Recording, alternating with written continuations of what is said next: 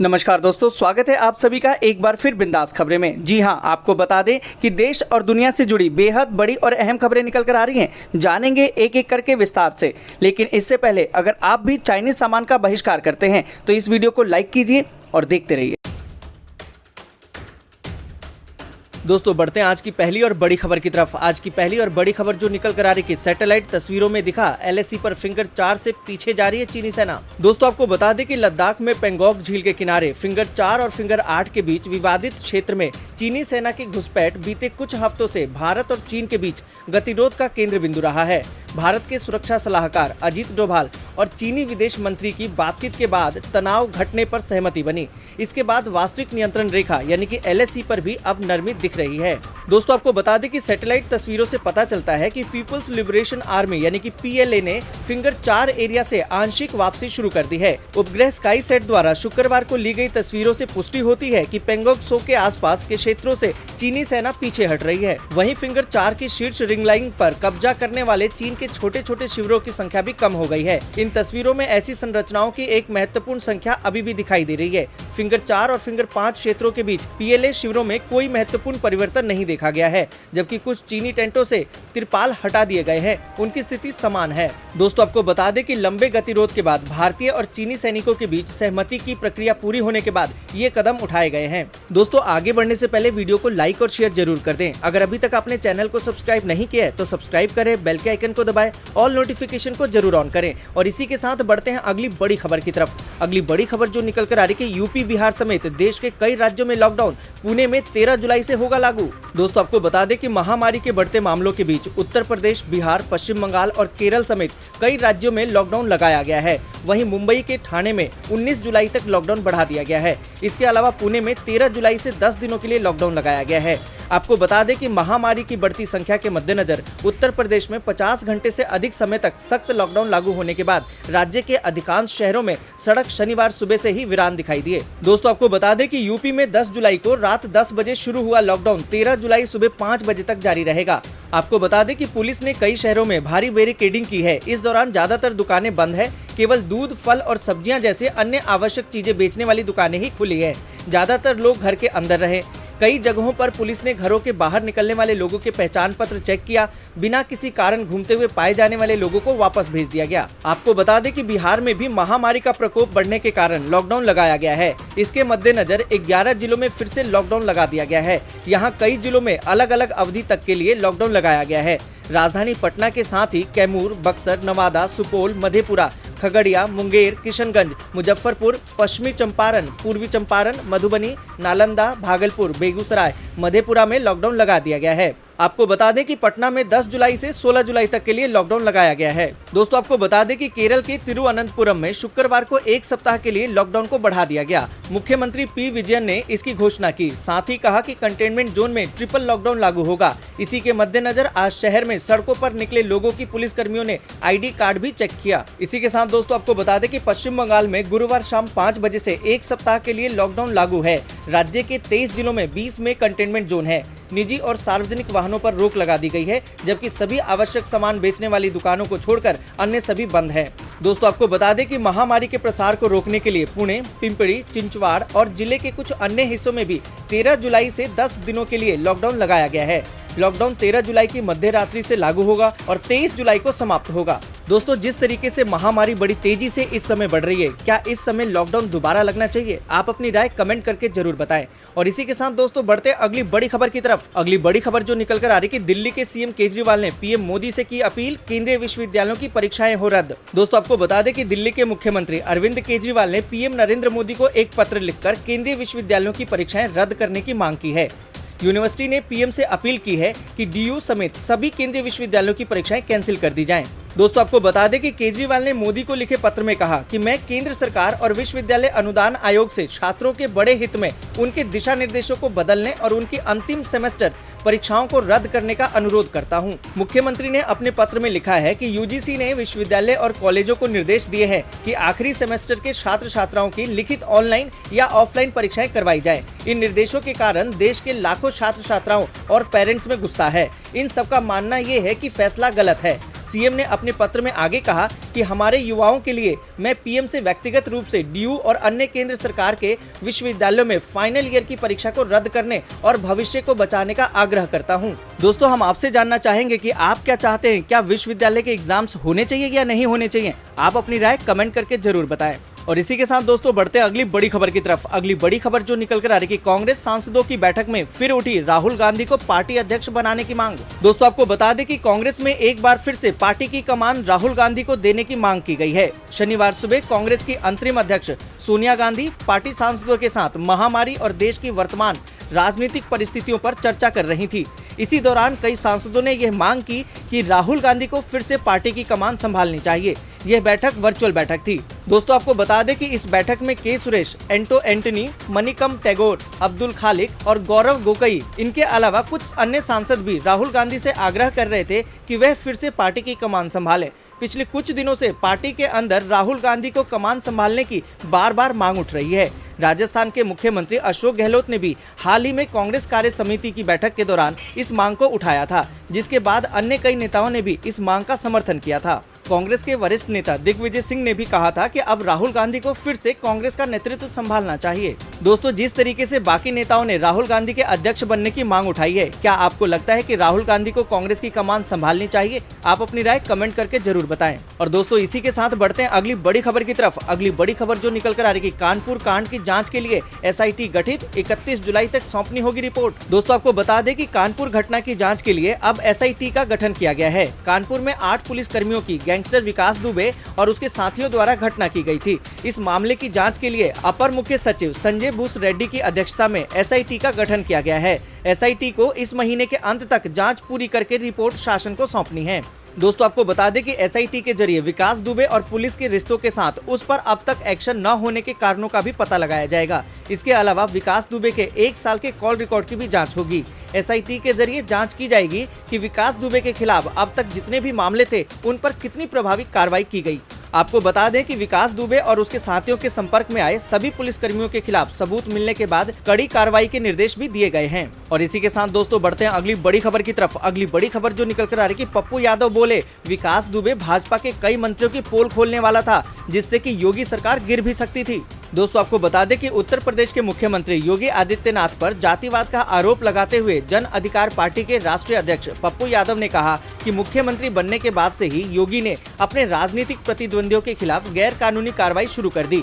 उन्होंने कहा कि पूरे उत्तर प्रदेश में ब्राह्मण समाज को निशाना बनाकर 400 से ज्यादा एनकाउंटर किए गए। उन्होंने मुख्यमंत्री योगी से पूछा, क्या उत्तर प्रदेश में उनकी जाति का कोई अपराधी नहीं है? दोस्तों, आपको बता दें कि मधेपुरा के पूर्व सांसद पप्पू यादव ने शनिवार को पटना में एक संवाददाता सम्मेलन में कहा कि विकास दुबे भाजपा के कई मंत्रियों की पोल खोलने वाला था, जिससे कि भाजपा सरकार गिर भी सकती थी। पोल खुलने से पहले ही उसे चुप करा दिया गया। उसके घर को भी गैर कानूनी ढंग से गिरा दिया गया। उसकी पत्नी और बच्चों के साथ दुर्व्यवहार किया गया और रिश्तेदारों को भी जानबूझकर एनकाउंटर कर दिया गया। उन्होंने आगे कहा कि सजा देने का अधिकार सिर्फ न्यायपालिका का है। मैं उच्चतम न्यायालय से अपील करता हूं कि शीर्ष अदालत इस घटना का स्वतः संज्ञान ले और इसकी न्यायिक जांच हो। और इसी के साथ दोस्तों बढ़ते हैं अगली बड़ी खबर की तरफ। अगली बड़ी खबर जो निकल कर आ रही है कि PM मोदी बोले दिल्ली NCR की तर्ज पर महामारी से मुकाबला करे दूसरे राज्य।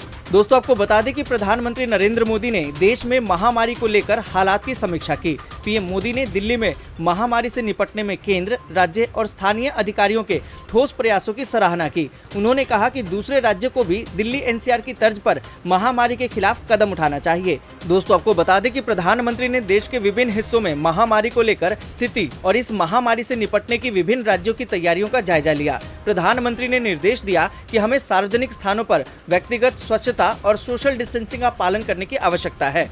जारी बयान में प्रधानमंत्री ने कहा कि महामारी के बारे में जागरूकता पैदा किए जाने की जरूरत है और इसके संक्रमण के प्रसार को रोकने के लिए निरंतर जोर देना चाहिए। उन्होंने कहा कि इस संबंध में किसी भी तरह की लापरवाही के लिए कोई जगह नहीं है। दोस्तों, देश में जिस तरीके से महामारी तेजी से बढ़ रही है, आपको भी पूरी तरह से सावधानी बरतनी चाहिए। कभी भी बाहर जाएं तो मास्क लगाएं और सोशल डिस्टेंसिंग का पालन जरूर करें। और इसी के साथ दोस्तों बढ़ते हैं अगली बड़ी खबर की तरफ। अगली बड़ी खबर जो निकल कर आ रही है कि बेकार पड़े खाते को फटाफट करा दे बंद, नहीं तो देना पड़ सकता है एक्स्ट्रा चार्ज। दोस्तों आपको बता दें कि अक्सर हम देखते हैं कि नौकरी पेशा लोगों के पास एक से ज्यादा अकाउंट होते हैं। ऐसा इसलिए होता है क्योंकि कंपनी बदलते वक्त लोगों को बैंक खाता भी बदलना पड़ता है। ऐसे में कई बार कस्टमर नए खाते का इस्तेमाल करने लगते हैं और पुराने खाते की ओर ध्यान ही नहीं देते। ऐसे में बैंक ग्राहकों के जीरो बैलेंस सैलरी अकाउंट में कुछ महीने तक सैलरी क्रेडिट नहीं होने पर उसे बचत खाते में बदल देते हैं, जिनमें कि मिनिमम बैलेंस न रखने पर ग्राहकों को एक्स्ट्रा चार्ज देना पड़ता है। अगर आपके साथ भी ऐसी कंडीशन है तो आप अपने पुराने बैंक खाते को तुरंत बंद करा दें, इससे ग्राहकों को ही नुकसान होता है। आमतौर पर सेविंग अकाउंट ओपन कराने के 14 दिनों के भीतर उसे बंद करवाने पर बैंक कोई चार्ज नहीं लेता। 14 दिन से लेकर 1 साल की अवधि के दौरान अकाउंट बंद करवाने पर आपको क्लोजर चार्ज देना पड़ सकता है और 1 साल पुराने खाते को बंद करवाने पर बैंक आमतौर पर कोई चार्ज नहीं लेता। दोस्तों अगर आपके पास भी ऐसा कोई बेकार खाता पड़ा है जिसका आप यूज नहीं करते हैं तो उसे तुरंत ही बंद करवा दें, नहीं तो आपको एक्स्ट्रा चार्ज देना पड़ सकता है।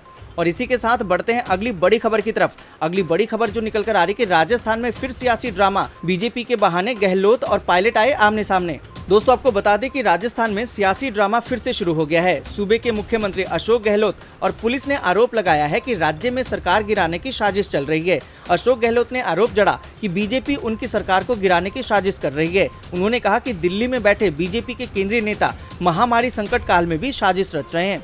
दोस्तों आपको बता दें कि गहलोत सरकार गिराने की साजिश में स्पेशल ऑपरेशन ग्रुप ने भारतीय जनता पार्टी के 2 नेताओं को गिरफ्तार किया है। इन पर कांग्रेस के विधायकों को प्रलोभन देने का आरोप है। वहीं बीजेपी के बहाने राजस्थान के उप मुख्यमंत्री सचिन पायलट और मुख्यमंत्री अशोक गहलोत आमने सामने आ गए हैं।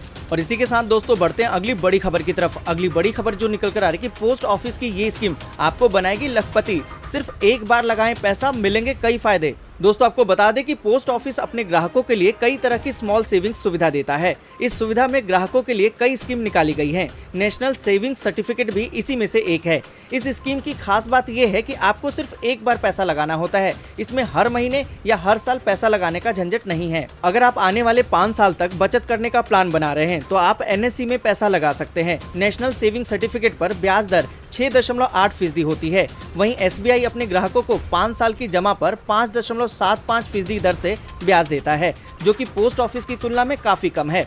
आपको बता दें कि NSE में आपको बार बार पैसा नहीं लगाना होता। इस सुविधा में आपको एक बार पैसा देना होता है और ग्राहक एक ही बार में रिडीम कर लेता है। अगर आप इसमें निवेश करते हैं तो आप इनकम टैक्स की धारा 80C के तहत इसमें छूट भी पा सकते हैं। और दोस्तों इसी के साथ बढ़ते हैं अगली बड़ी खबर की तरफ। अगली बड़ी खबर जो निकल कर आ रही है, अमेरिका में बिना किसी दस्तावेज के बचपन से रहने वाले प्रवासियों को नागरिकता देंगे राष्ट्रपति ट्रंप। दोस्तों आपको बता दें कि अमेरिका के राष्ट्रपति डोनाल्ड ट्रंप ने शुक्रवार को कहा कि वह अगले कुछ हफ्तों में इमिग्रेशन से जुड़े कार्यकारी आदेश पर हस्ताक्षर करेंगे।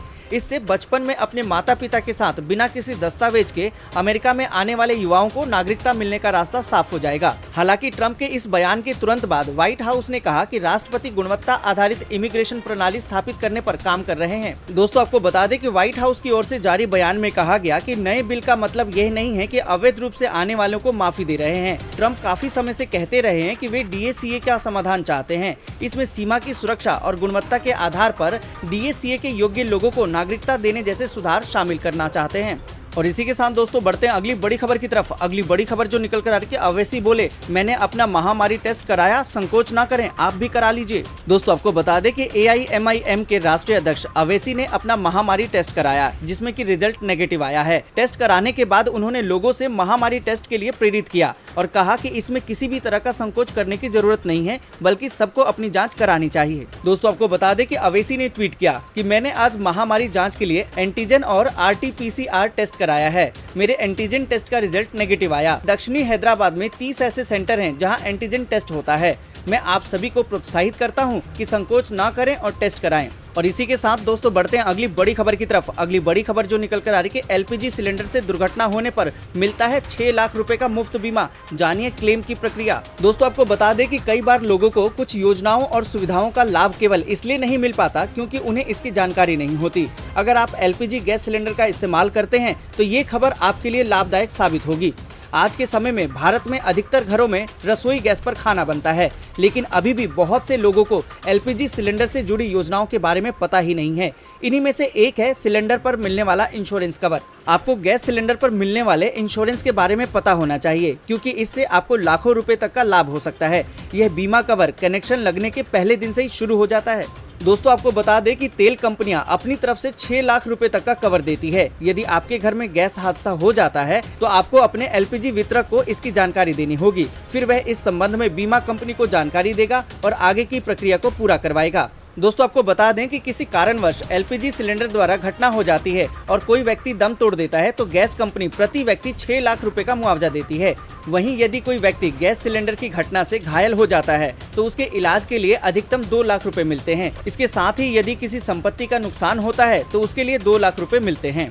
और दोस्तों इसी के साथ बढ़ते हैं अगली बड़ी खबर की तरफ। अगली बड़ी खबर जो निकल कर आ रही है, अखिलेश यादव ने कहा भाजपा सरकार की गलत नीतियों के कारण शिक्षा क्षेत्र में फैल रही है अव्यवस्था। दोस्तों आपको बता दें कि समाजवादी पार्टी यानी कि सपा अध्यक्ष अखिलेश यादव ने शनिवार को कहा कि उत्तर प्रदेश में भाजपा सरकार की गलत नीतियों के चलते शिक्षा क्षेत्र में अव्यवस्था फैल रही है। अखिलेश ने एक बयान में कहा कि स्कूल कॉलेज महामारी संकट के कारण बंद हैं, ऑनलाइन पढ़ाई पटरी पर नहीं आ पाई है, गरीब परिवारों के बच्चों के पास स्मार्टफोन नहीं है, तमाम स्थानों पर खासकर देहातों में नेटवर्क की समस्या बनी रहती है, ऑनलाइन पढ़ाई सिर्फ संपन्न परिवारों के लिए हो रही है, अनुसूचित जाति और अनुसूचित जनजाति के छात्रों के साथ सौतेला व्यवहार कर रही है सरकार। उन्होंने कहा कि भाजपा सरकार ने स्कूल कॉलेज तो बंद करा दिए हैं, लेकिन उनमें कार्यरत शिक्षकों तथा अन्य कर्मचारियों की जिंदगी कैसे चलेगी इसकी चिंता नहीं की।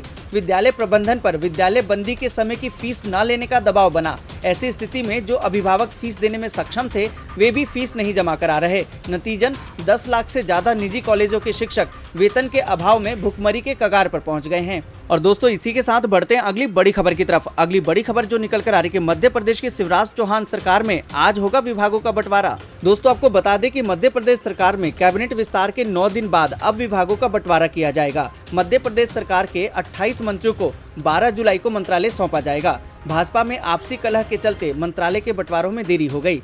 मंत्रालय के बंटवारों में हुई देरी को लेकर सीएम चौहान ने बताया कि मैं रविवार को मंत्रालय के सभी विभागों का बंटवारा करूंगा। दोस्तों आपको बता दें कि कैबिनेट विस्तार के बाद सीएम शिवराज चौहान ने 2 जुलाई को दिल्ली में आकर भाजपा के शीर्ष नेताओं से मुलाकात की थी। सीएम शिवराज चौहान ने दिल्ली में मंत्रालय के विभागों को लेकर चर्चा भी की थी। इस मुलाकात के दौरान ज्योतिरादित्य सिंधिया के करीबी विधायकों को मंत्रिमंडल में कौन सा विभाग मिले ये चर्चा का विषय था। 28 मंत्रियों में कम से कम 1 दर्जन ज्योतिरादित्य सिंधिया के करीबी शामिल हैं। कथित तौर पर कैबिनेट में उनके शामिल होने के कारण भाजपा के विधायकों में नाराजगी है।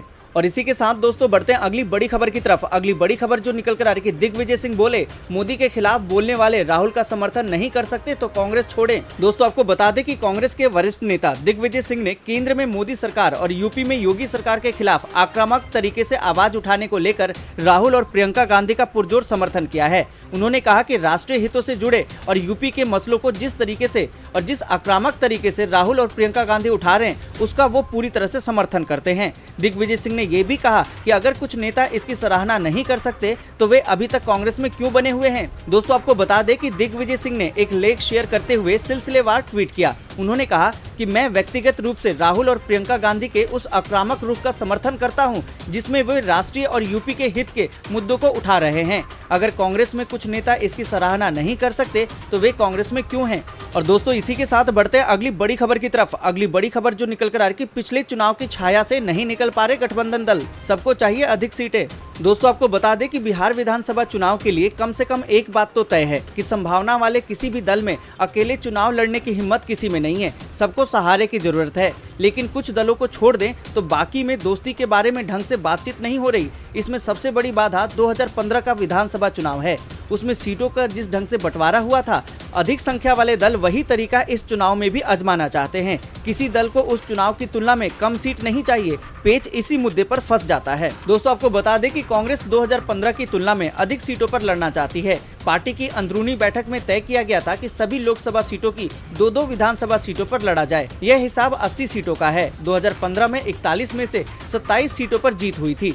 2010 से तुलना करें तो उसे 23 सीटों का लाभ मिला था। इसी के साथ दोस्तों बढ़ते हैं अगली बड़ी खबर की तरफ। अगली बड़ी खबर जो निकल कर आ रही है, शरद पवार बोले मतदाताओं को हल्के में ना लें, अटल और इंदिरा को भी मिली थी हार। दोस्तों आपको बता दें कि भाजपा पर निशाना साधते हुए राष्ट्रवादी कांग्रेस पार्टी यानी कि एनसीपी के अध्यक्ष शरद पवार ने कहा कि राजनेताओं को मतदाताओं को हल्के में नहीं लेना चाहिए। इंदिरा गांधी और अटल बिहारी वाजपेयी जैसे शक्तिशाली नेताओं को भी चुनाव में हार का सामना करना पड़ा था। दोस्तों आपको बता दें कि शरद पवार ने ये भी कहा कि तीनों सत्तारूढ़ सहयोगियों शिवसेना, एनसीपी और कांग्रेस में मतभेदों को लेकर आ रही खबरें निराधार हैं। दोस्तों आपको बता दें कि पवार ने भाजपा पर निशाना साधते हुए कहा कि लोकतंत्र में आप ये नहीं सोच सकते कि आप हमेशा सत्ता में बने रहेंगे।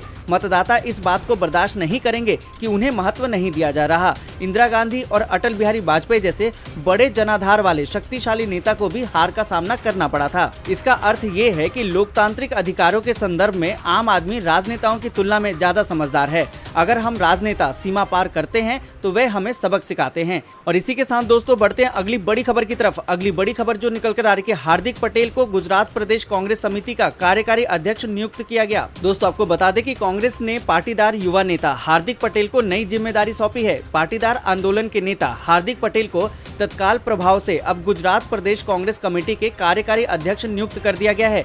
आपको बता दें कि ऑल इंडिया कांग्रेस कमेटी यानी कि AICC के महासचिव KC वेणुगोपाल की ओर से ये जारी विज्ञप्ति के मुताबिक कांग्रेस अध्यक्ष सोनिया गांधी ने हार्दिक पटेल को गुजरात प्रदेश कांग्रेस कमेटी का कार्यकारी अध्यक्ष बनाने के प्रस्ताव पर शनिवार को मुहर लगा दी है। दोस्तों आज के लिए बस इतना ही। वीडियो को लाइक और शेयर जरूर कर दें। अगर अभी तक आपने चैनल को सब्सक्राइब नहीं किया है तो सब्सक्राइब करें, बेल के आइकन को दबा